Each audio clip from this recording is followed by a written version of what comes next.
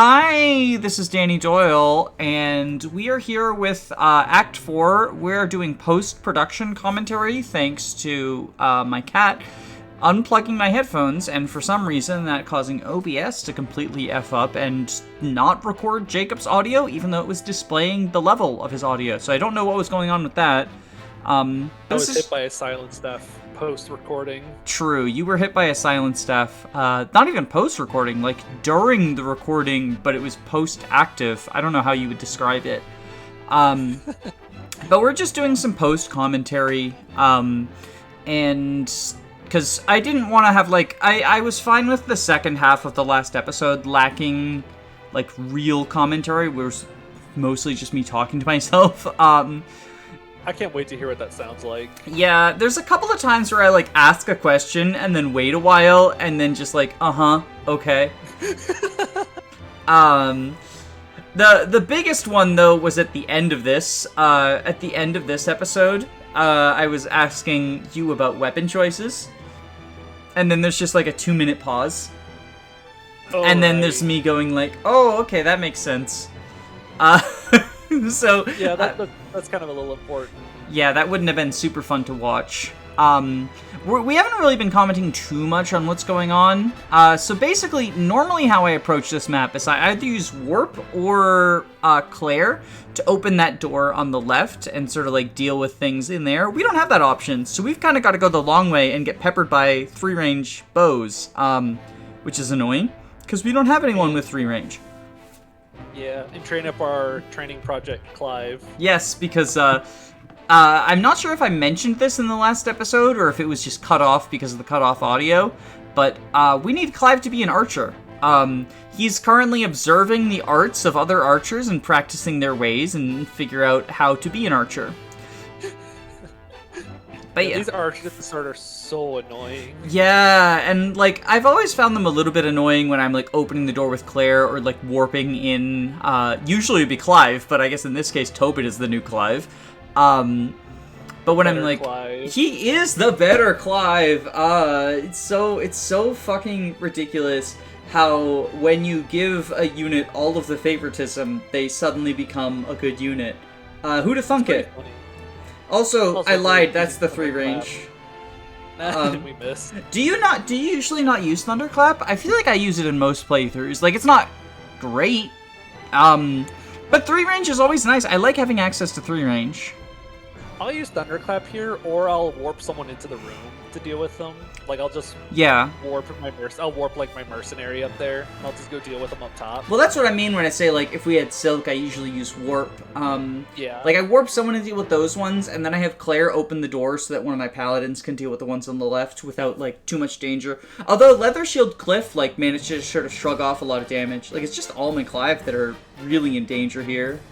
And part of that is because Alm is spending 4 HP to use Thunderclap. Yeah, and it's not even really good hit. It's 40% hit, or it's 70% hit. That's because the floor is made of floor.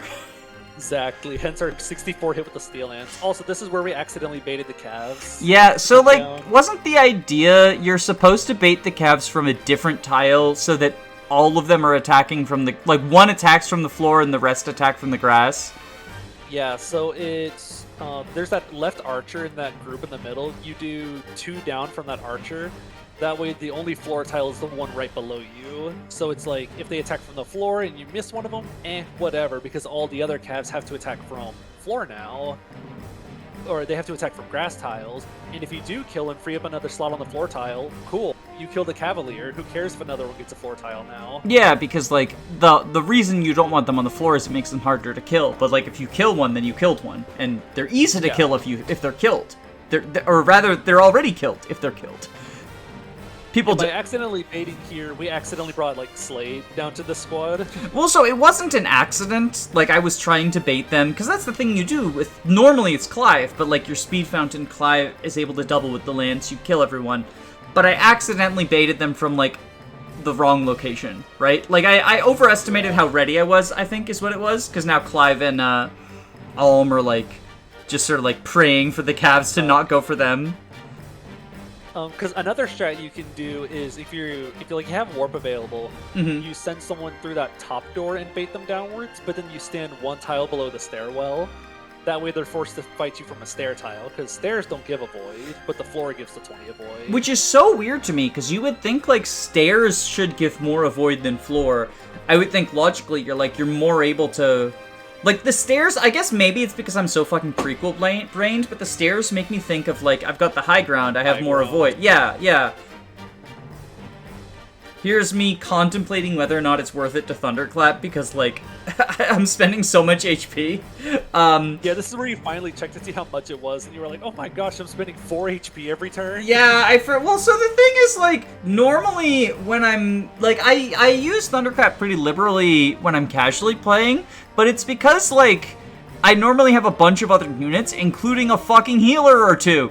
Yeah, you have, like, Silk or Fae. Like, even if you're memeing with Fae, and trying to do something else with her, like Mage or something, Silk is always going to be your healer, unless you've, like, decided to double meme and, oops, Pitchfork Silk.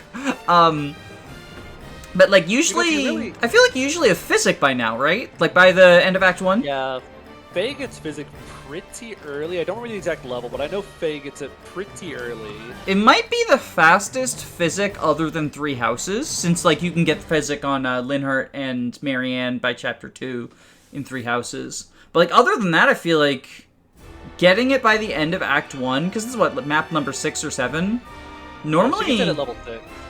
Normally Physic is, like, pretty mid-gamey, like, right?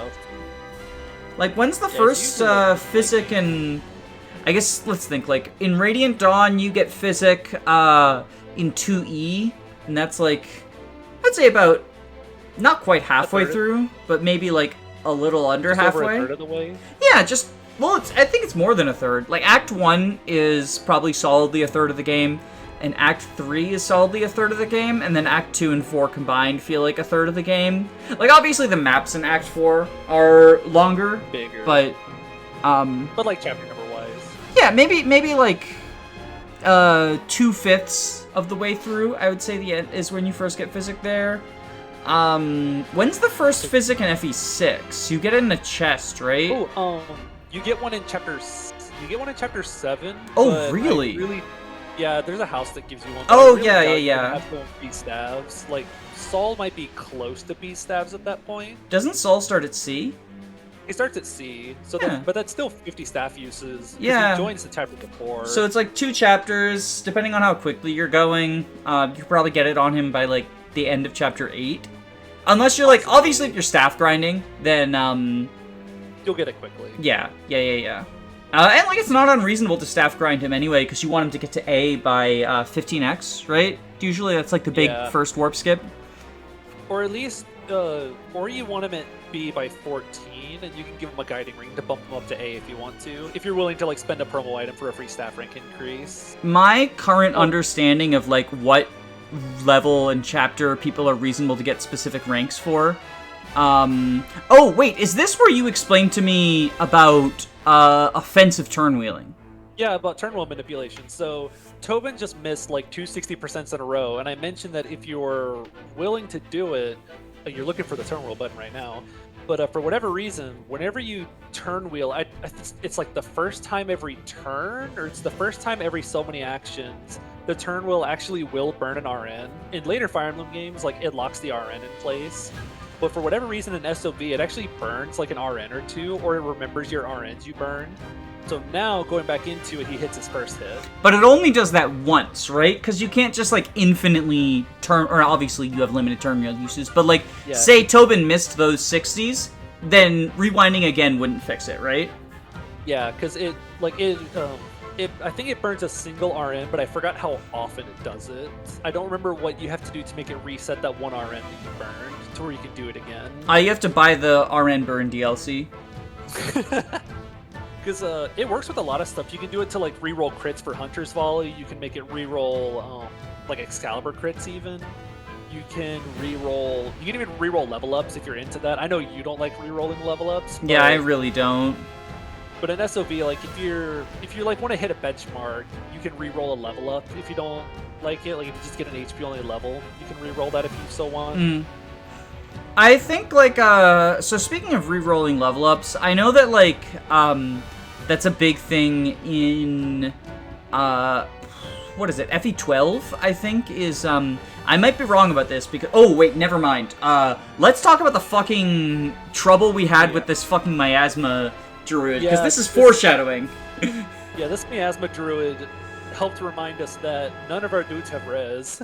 Yeah, and none of them are gonna, because we don't have room on the squad for a merc, unfortunately, which means we don't get a dread fighter. Yeah, the only res you would have at this point is, like, I think Cliff has like 7 res at base. He has pretty decent res, but we're saving Cliff. Yeah, saving Private Cliff. We do have the DLC talisman. But, so the problem we have with this Dreadfighter is, like, look, or not Dreadfighter, I wish we had a Dreadfighter. Look, Miasma's dealing 8 damage to our Super Tobin. And we can't reliably one-round him even while doubling with the Steel Lance. So we've run into this situation of, like, we can't counter him because we don't have any 2 range. And we just kind of decide to draw back and try to heal up. But it's not a great situation. Yeah, these... the Cantors, or not Cantors, these are Arcanists. Yes. The Arcanists have decently good magic, but they also have decently good bulk, so you can't just run up. They're not like mages in GBA where you just run up and bonk a mage with someone and one-round them. These guys, you actually have to take like 2 actions to kill, or you have to like bow chip and then finish with someone. It does kind of make me wish that we had put Cliff on this route. But I think that splitting, like, sending both Faye and Cliff Celica side is probably the right choice. Even if they don't end up being, like, crucial to Celica side, they are other bodies. But more importantly, or most importantly, the fact that we were only having to feed 2 Cavaliers allowed us to get, like, the Super Tobin, while also Gray didn't fall too far behind. Like, yeah, we didn't feed him any stat boosters, but... he's still performing pretty decently. He's still helping. Even just holding the leather shield and baiting enemies is really useful. Yeah, like, his bulk is probably on par with Tobin's, and Tobin had 3 defense fountains. And, like, granted, part of that is from the leather shield, right? But he's gonna be our swap bot coming as we get, like, later into the game, and his combat stops being as important. Which means the combat he's doing right now with the leather shield, like, is training him to an extent. Another big reason I think Cliff being left for the other route is good is there aren't that many maps where you're dealing with a bunch of magic and alms route. It's like the spooky map you said we were foreshadowing, the sluice gate, and then I think there's like 3 or 4 witches in alms route, but there's not a whole lot of magic you have to deal with. Whereas Celica's route is gonna have quite a bit more casters, I find. Like, there's a lot more witches, there's a lot more, there's like a couple of Arcanists, but there's a lot of Cantors too. Well, so theoretically, Nuibaba's Abode is a pretty resistance-important map. However, we might skip Nuibaba, because I don't have either of the characters that you would get from there. So, like, yeah, it makes that one map a little bit harder, because we have to kill Camus instead of recruiting him. Sad. But I think I would much rather fight Camus than Nuibaba with this resless squad, TBH. Hey, that does mean that it's more levels we get to pour into our unit. Yeah, Camus contributes by being experience. This reminds me of when I was making a tier list for Ross solo, and all of the units, all the recruitable units who are recruited as red units, got put in like C or D tier, depending on how much experience they gave Ross for the Ross solo. It was actually, that was such a fun shitpost tier list to put together. Like Garcia got put like B tier because he gives Ross strength with his support. And so did, I think, Loot, maybe? There were 2 people who could give Ross strength with their supports. I don't remember. I think, well, Ross has fire affinity, so he's always going to have some, but I don't remember who else would give strength with their affinities. I just remember fire being the really good one. Fire is the good one, but fire only gives a half strength, because none of the supports give full strength. They all give half. And so in order to get a full 3 strength on 3 levels of support, you need to support with someone else who has a strength boosting one. Either like another fire, or I forget which ones are specifically the strength boosting ones. I can never keep the affinities straight. The only reason that I remember... The only reason I even remember Earth and Fire are specifically because those are ones that are on Lords, and Lords tend to have very deep support pools, so...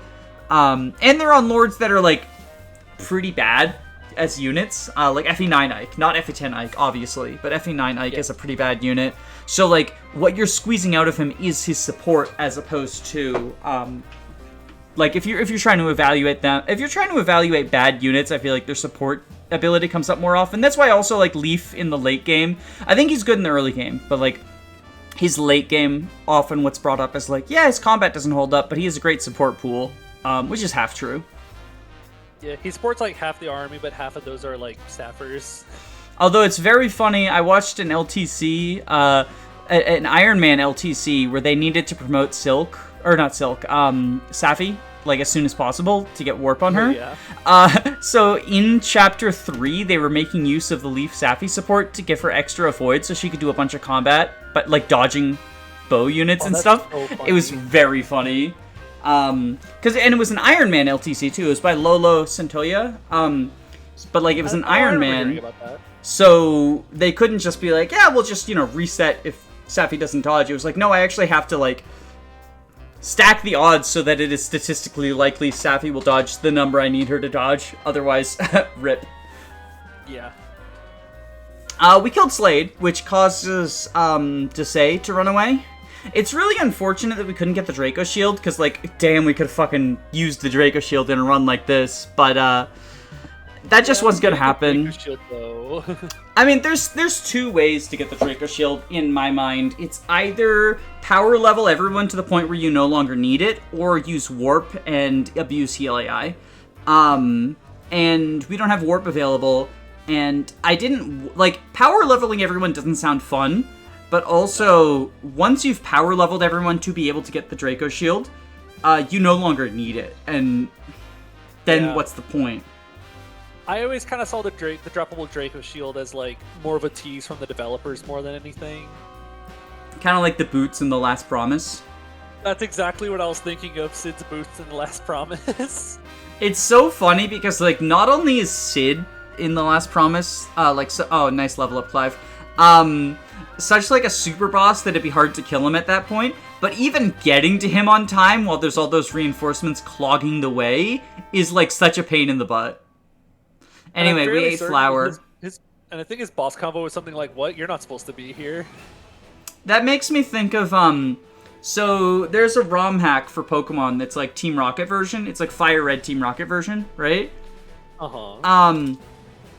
And there's a story moment very early on where, because it's the story of Pokemon Red, but from the perspective of a random rocket grunt. So very early on, you're exploring Mountain Moon to try to like find fossils, and then you get beat the shit up by Red, who then steals the fossils, right? Because it's just the story of Red, and you're just that's funny. You're the grunt that was right before the Super Nerd who had the fossils. But if you beat him, his trainer defeat quote is, because I use Pigahex to edit my save to test, and if you beat him, his trainer defeat quote is, "What the fuck? How am I supposed to tell a story if you hack your game to be able to beat me? Listen."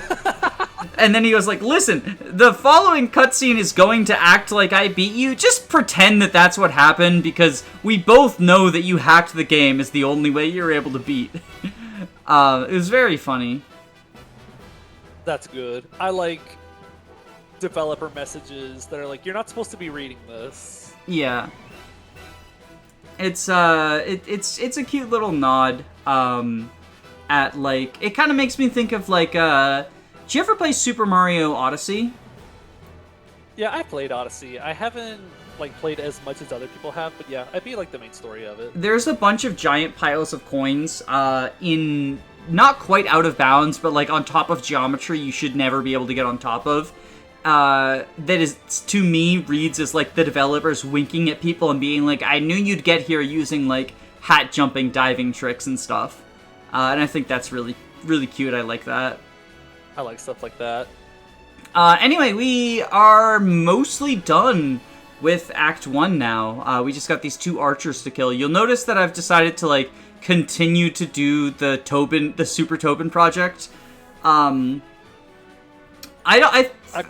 fairly certain that we already highlighted this in the last episode, but in case no one noticed, like, both of my villagers are Paladins now, which is kind of absurd to think about. I mean, I guess you usually get Clive to Paladin by now, right? You get him 1 level and then promote him, but... Yeah, Clive... It's one of those weird cases where, technically you're adding an optional battle, but it saves you time and energy to do it. Yeah, so... No, it makes like sense. There's like the endless debate of, like, you know, it's grinding, like, you know, at what point... That was the most SoV round of combat. That was... I just want to draw my attention to the fucking miss. The most SoV round of combat I've ever seen. Funny supply tiles, and they're 40 avoid they give you for some reason. Oh, speaking of Clive getting level up, look at him fucking go. He's gonna be such a good archer. That's what we're doing with Clive. We're sending him into archer, because, you know, we need someone. I didn't get Python. We need someone to be the archer of this route. Yeah, we need someone that can use bows. Anyway, I hope you enjoyed this sort of, like, chaotic, semi-podcasty, semi-commentary, but, like, we didn't really talk too much about what was going on the map. It was mostly just, like, running forward with Paladins, whacking things, and then running away whenever the scary Arcanist started throwing poison magic at us. Yeah, I hope you enjoyed it. I will test in the future to make sure that, like, we don't have this problem again, and up on screen is a picture of the guilty party. By the way, we promoted Clive, and we are going to start Celica's side next time. So, bye, like, comment, subscribe, bye-bye.